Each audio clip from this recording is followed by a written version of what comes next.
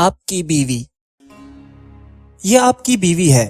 یہ کوئی شرم کی بات نہیں کہ آپ اس کا ہاتھ تھام کر سڑک پر چلیں، اور یہ بھی کوئی شرم کی بات نہیں کہ آپ اپنے اہل اور اہل خانہ کے سامنے اس سے اپنی محبت کا اظہار کریں۔ یہ بھی کوئی شرم کی بات نہیں کہ آپ اسے پیار سے پکاریں، اور یہ بھی کوئی شرم کی بات نہیں کہ آپ اس کی غیر موجودگی میں اسے فون کریں اور اس کی خیریت معلوم کریں۔ یہ بھی کوئی شرم کی بات نہیں کہ آپ اس کا نام لوگوں کے سامنے لیں، اور یہ بھی کوئی شرم کی بات نہیں کہ آپ گھر کے کاموں میں اس کی مدد کریں۔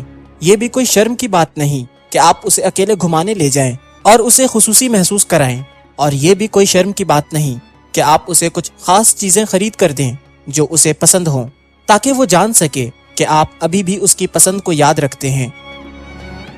اصل شرم کی بات یہ ہے کہ آپ اس کے ساتھ چلتے ہوئے لوگوں کے سامنے اس طرح برتاؤ کریں کہ آپ دونوں کے درمیان کم از کم 1 میٹر کا فاصلہ رکھیں۔ اصل شرم کی بات یہ ہے کہ آپ اپنے اہل خانہ کے سامنے اس کی تعریف نہ کریں اور اسے اجنبی محسوس کرائیں۔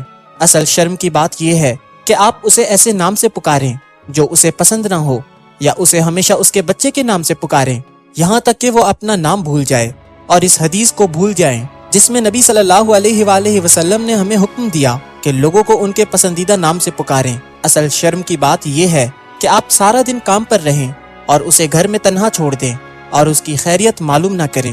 اصل شرم کی بات یہ ہے کہ آپ لوگوں کے سامنے یہ کہیں کہ یہ میری بیوی ہے یا یہ فلاں کی ماں ہے، اور اس کا نام لینے سے کترائیں جیسے کہ وہ کوئی عار ہو، اور نبی صلی اللہ علیہ وآلہ وسلم کو بھول جائیں جب وہ سب کے سامنے حضرت عائشہ سے اپنی محبت کا اظہار کرتے تھے۔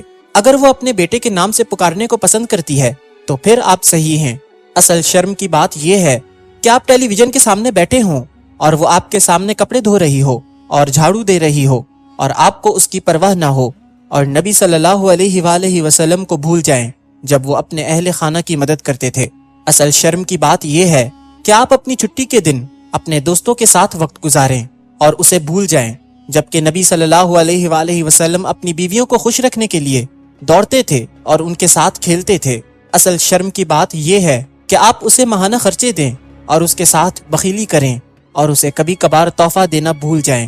وہ اپنا گھر چھوڑ کر آئی تھی جہاں وہ شہزادی کی طرح رہ سکتی تھی، تاکہ آپ کے گھر میں ملکہ بن سکے، نہ کہ محض ایک مشین جو بچے پیدا کرے اور گھر کا کام کرے۔ وہ آپ کے پاس آئی ہے تاکہ آپ کی نصف بہتر بن سکے، یعنی وہ آپ کی روح ہے۔ بسم اللہ الرحمن الرحیم۔ اور اس کی نشانیوں میں سے ہے کہ اس نے تمہارے لیے تمہاری ہی جنس سے بیویاں بنائی تاکہ تم ان کے پاس سکون حاصل کرو، اور تمہارے درمیان محبت اور رحمت پیدا کر دی۔ بے شک اس میں غور و فکر کرنے والوں کے لیے نشانیاں ہیں۔ الروم آیت 21۔